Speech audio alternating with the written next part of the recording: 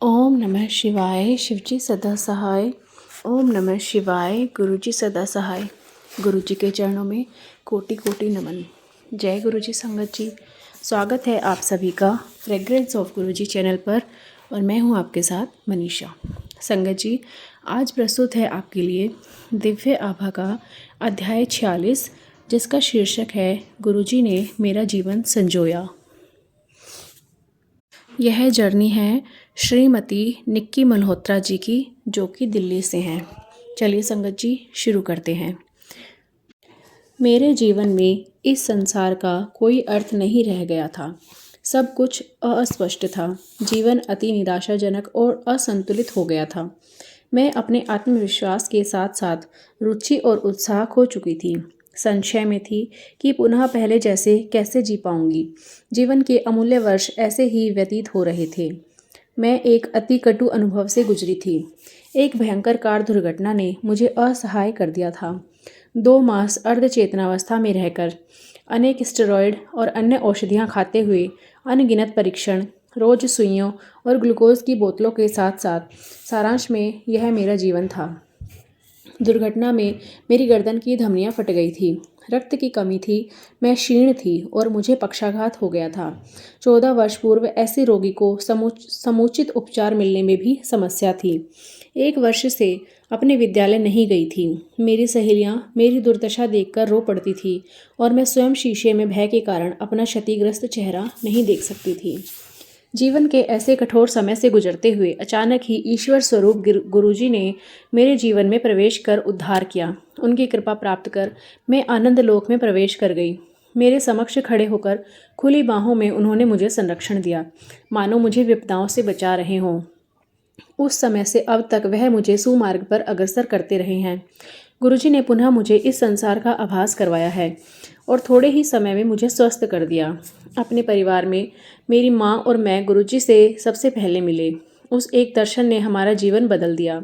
जालंधर में गुरुजी के मंदिर में वह एक कदम स्वर्ग में प्रवेश करने के समान था। हमारे पहले दर्शन में गुरुजी ने आभास करा दिया कि वह स्वयं परमात्मा है।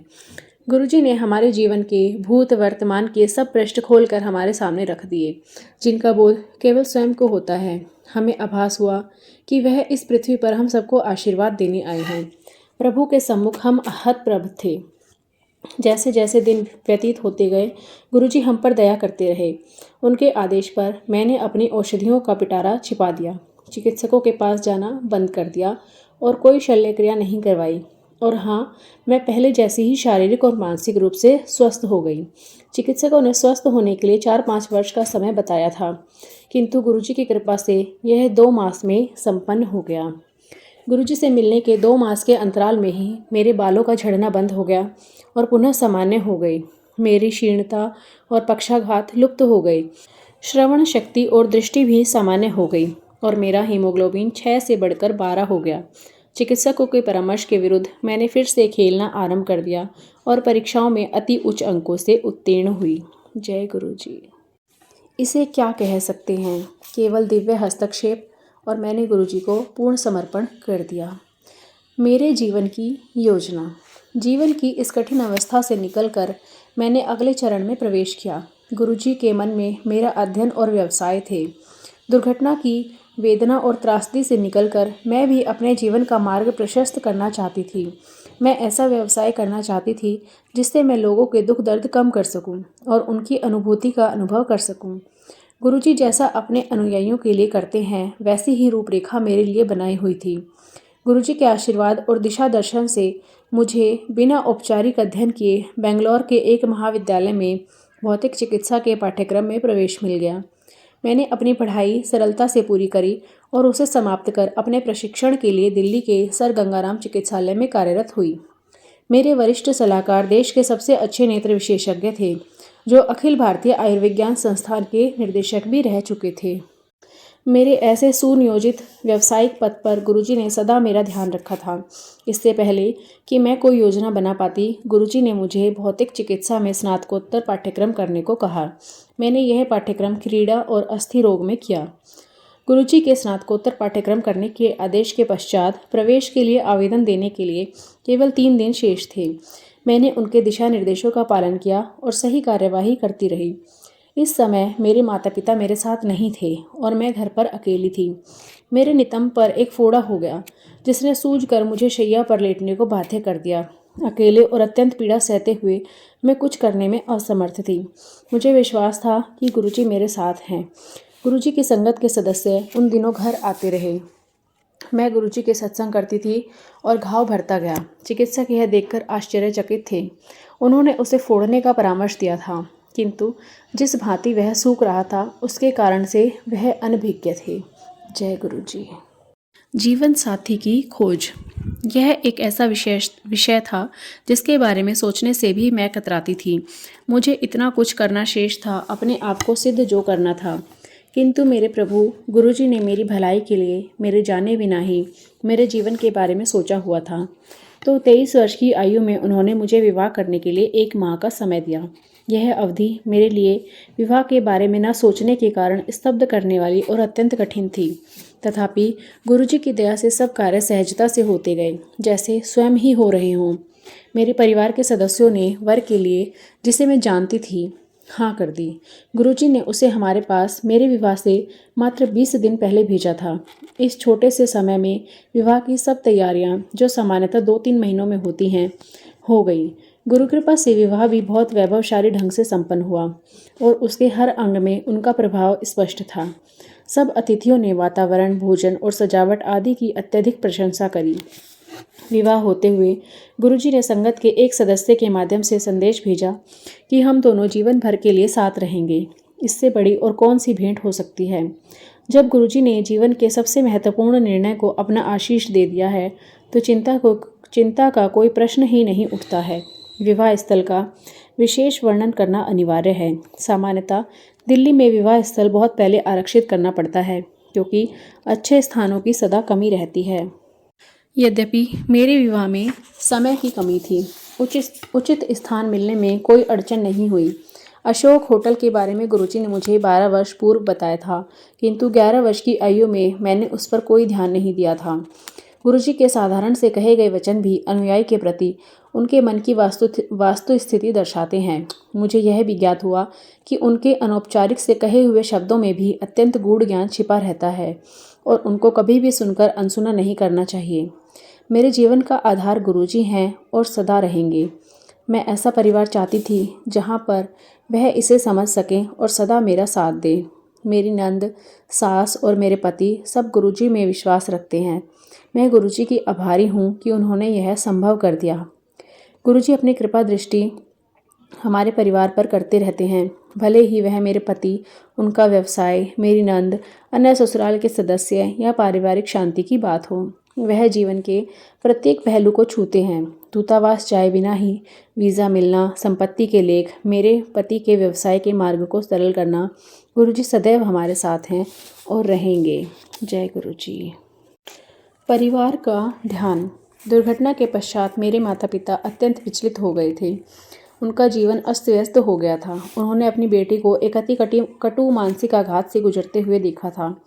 मेरी माँ का जीवन मानो थम सा गया था। उनकी प्रत्येक क्रिया मेरे इर्द गिर्द घूमती थी। अति सौम्य और हंसमुख स्वभाव वाली मेरी माँ मानसिक रूप से अत्यंत विचलित हो गई थी, किंतु गुरुजी ने मेरे माता पिता को आश्रय दिया जिसकी उन्हें अत्यधिक आवश्यकता थी। उन्हें उत्साह और प्रेरणा दी और उनके जीवन को पुनः रसमय बनाया। मेरी माँ की वेदना, जिन्हें उन्होंने अपने जीवन का पर्याय मान लिया था, कुछ ही समय में समाप्त हो गई। मेरे पिता एक सेना अधिकारी होते हुए पंजाब या कश्मीर में अक्सर गंभीर समस्याओं में उलझे रहते थे। राष्ट्र की सेवा में लगे हुए प्रायः वह देश के दुश्मनों का सामना करते रहते थे और उनके जीवन को सदा मृत्यु का भय रहता था। मेरी माँ को सदा चिंता रहती थी, पर गुरुजी कहते थे कि चिंता की कोई आवश्यकता नहीं है। उनके दर्शन, स्वप्न अथवा सुगंध के माध्यम से उनके साथ होने की अनुभूति सदा रहती थी, माँ को आश्वासन देते हुए या पिता का संरक्षण करते हुए। मेरे छोटे भाई की सेना में जाने की हार्दिक अभिलाषा थी। गुरुजी ने इस विचार का प्रेम और अभिमान से स्वागत किया। उसके लिए शारीरिक प्रशिक्षण की सीढ़ी पार करना सरल नहीं था। वह 2 बार असफल रहा था।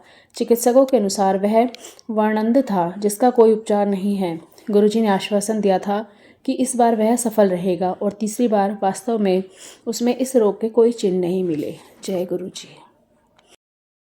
अचंभा, अचंभा और अचंभा। हम गुरुजी के दर्शन के लिए बीकानेर से दिल्ली आए थे। हमें रात्रि 9 बजे की गाड़ी से बीकानेर लौटना था, जो प्रातः 8 बजे पहुंचती है, किंतु गुरुजी के मंदिर से उनके आदेश के बिना जाने का प्रश्न ही नहीं उठता है। हम गुरुजी के सम्मुख बैठे हुए थे। उन्हें पता था कि हमारे लिए क्या उचित है। समय गुजरता जा रहा था।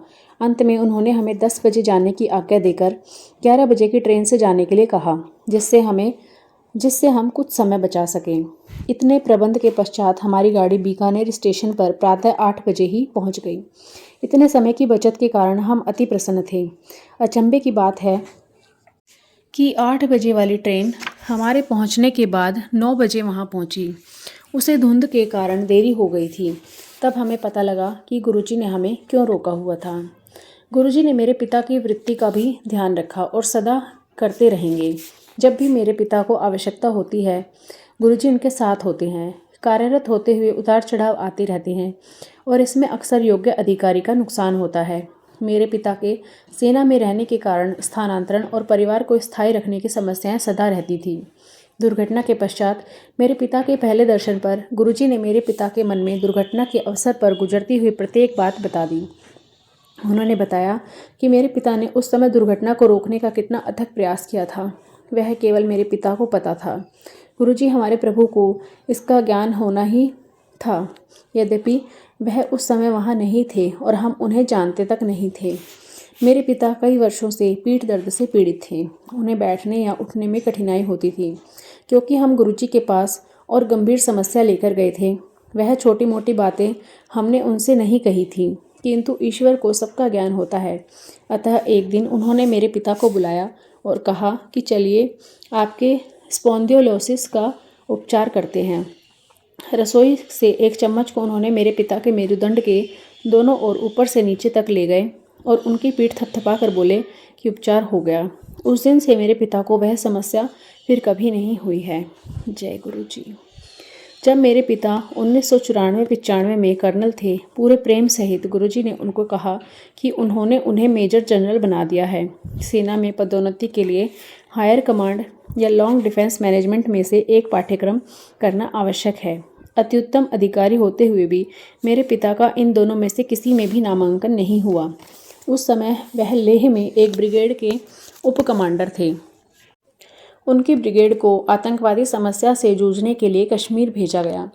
गुरुजी की दया से वहां पर उनकी सेवा इतनी प्रशंसनीय रही कि मेजर जनरल तक की पदोन्नति के लिए उनका मार्ग प्रशस्त हो गया। वहां से उनको राष्ट्रीय रक्षा कॉलेज के लिए नामांकित किया गया। हायर कमांड या लॉन्ग डिफेंस मैनेजमेंट कोर्स किए बिना वह अकेले ऐसे ब्रिगेडियर थे। उनकी पदोन्नति भी चमत्कारिक है, क्योंकि आर्टिलरी में केवल 3 ब्रिगेडियर ही मेजर जनरल पद के लिए चुने गए। मेरे पिता जालंधर में थे और उनकी रेजिमेंट को नसीराबाद जाने के आदेश आए। गुरुजी बोले कि परिवार को अगले 6 मास तक कहीं जाने की आवश्यकता नहीं है। मनुष्य होने के कारण हमने उनकी अवहेलना की और वहां जाकर स्कूलों में प्रवेश ले लिया। पता लगा कि उन विद्यालयों का वातावरण अत्यंत निराशाजनक था।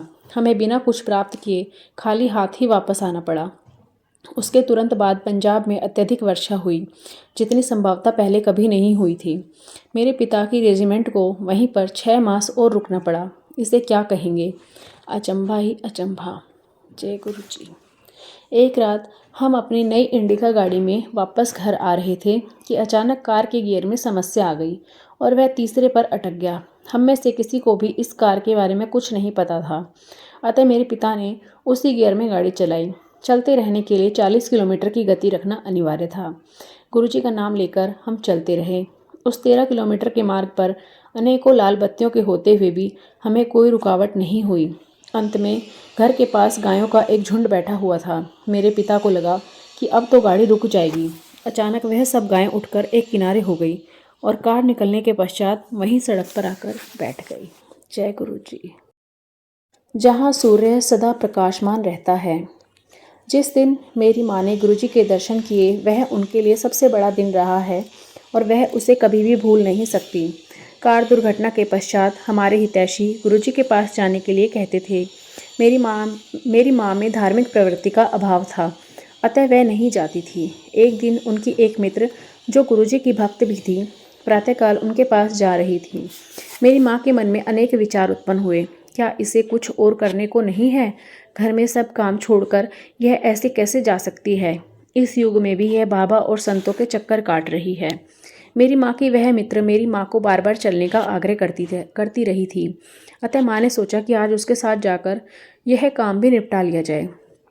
मेरी माँ उनके साथ दो बातों को मन में बिठाकर गई, जो वह बार बार कहती थी।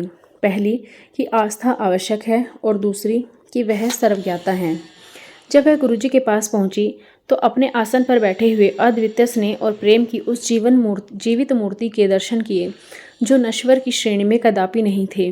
कई मास की व्यथा के पश्चात मेरी माँ ने शांति से सांस ली। उनके प्रथम दर्शन के लिए वही दिन निश्चित रहा होगा। उनके सम्मुख वह अपनी सब समस्याओं से मुक्त हो रही थी। उस शुभ दिन के उपरांत बीते दिनों को भूलने का सिलसिला शुरू हो गया। जय गुरु जी। भूत ट्रेन में यात्रा। हम गुरुजी के दर्शन हेतु जालंधर जाते थे और रविवार की रात्रि को चलकर सोमवार को सुबह कार्यालय में पहुंच जाते थे। क्योंकि उन दिनों पंजाब में रात को बसें नहीं चलती थी, हम रात को 2:30 बजे वाली ट्रेन पकड़ते थे। एक दिन जब हम गुरुजी के दर्शन कर रहे थे, मेरे पिता को प्रातः 8:30 बजे अपने कार्यालय पहुंचना था, परंतु गुरुजी ने हमें अपने पास बिठाए रखा। ट्रेन का समय निकल चुका था। 3 बजे उन्होंने हमें जाने की आज्ञा दी, यह कहकर कि हम ट्रेन जालंधर छावनी स्टेशन से पकड़ेंगे। अगली ट्रेन 4:15 पर थी, जो मेरे पिता के कार्यालय के पहुंचने के समय के बाद ही पहुंचती। 3:15 पर हम छावनी स्टेशन पहुंचे और मेरे पिता टहलते हुए पूछताछ कार्यालय पहुंचे, जो उस समय बंद होना चाहिए था, किंतु वह खुला हुआ था। जब उन्होंने 4:15 से पहले अम्बाला की ओर जाने वाली किसी और ट्रेन के बारे में जानना चाहा, तो खिड़की पर बैठे हुए लिपिक ने उत्तर दिया कि एक विशेष ट्रेन सिग्नल होने की प्रतीक्षा कर रही है और वह अम्बाला जाएगी। मेरे पिता ने हम सबको जल्दी से अंदर बुलाया और उसी समय उस ट्रेन ने भी प्लेटफॉर्म पर प्रवेश किया। हम शीघ्रता से ट्रेन में सवार हुए तो देखा कि डिब्बा बिल्कुल खाली था और संभवतः पूरी ट्रेन भी खाली ही थी। सुरक्षा के लिए हमने डिब्बे को बंद कर लिया। जब ट्रेन चली तो उसमें कुछ भी सामान्य नहीं था। जालंधर से अम्बाला तक की यात्रा उसने इतनी तीव्र गति से पूर्ण करी, मानो वह पटरी पर नहीं अपितु हवा में उड़ रही है।